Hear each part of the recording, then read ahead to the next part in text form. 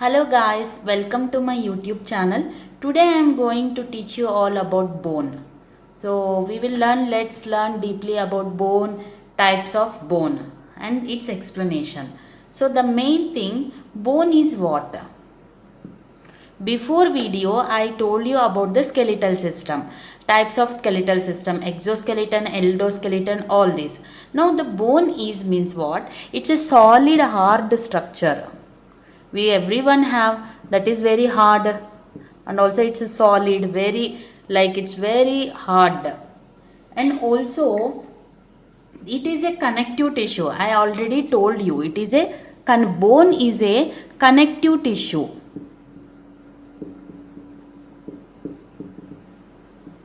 Connective tissue means I told you which will connect the one bone to another bone. All we have connecting layers. If connecting layers not present, how one bone to another bone will attach? So we need connective tissue. Basically bone is a one connective tissue, and also it's a hard and also it's a solid structure. And the bone is composed of what? Bone is composed of fibers. We have fibers and also matrix. This is all layers. Whatever we are seeing, suppose if we are seeing this is a bone, if you think, then in bone we have all the fibers. This is all fibers we have. This is thick fibers and layers, that is matrix. Fibers and matrix. So we have what? So I told you bone is a solid hard connecting tissue which will have fibers and a matrix. That is the covering layer for the bone. Now I am going to discuss with you all about in bone also what present exactly. In bone we have salt. First of all, in the bone we have calcium and phosphorus. Okay, calcium and phosphorus, this both will form what? We already know that calcium phosphate. So we everyone know bones have all in our body, we have bones, and for that bones we have the, I already told, calcium storage will be there. Bone is the main source for the calcium storage. Calcium, and also it has phosphorus also, which will form calcium phosphate. Okay, which will form calcium phosphate.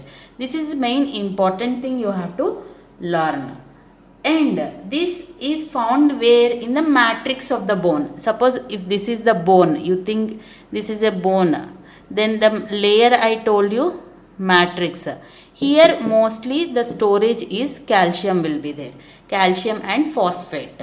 Okay, and also this calcium phosphate, that is calcium and phosphorus, main important thing, one thing present, that is what? Salt. Okay, salt will be there in calcium and phosphorus. Because of the presence of the salt in the calcium and phosphorus, bones are more stronger. Bones are more stronger. Why? That is because of what? Salt. Remember this. If in exam, if anyone will ask you in the exam, especially if a question will come, calcium and phosphorus, the main what is there in the calcium phosphorus, and what is the reason that bones are hard and stronger, which because of what? If you got a question, you can clearly mention that is because of the salt. The bones are very stronger. So if we have less salt, that's meaning is that our bones are less stronger. That's meaning is that calcium phosphorus is less. Calcium phosphate is also very less. So everyone will tell, mostly doctors will tell, especially to take more calcium for the bones, because it's the main requirement to make our bones more stronger. Next, and the next thing is what? Suppose this is a bone. You think that it's a bone. It is actually a double membrane. Means it's not just single layer. It has two layers. 1, 2. Double coated membrane.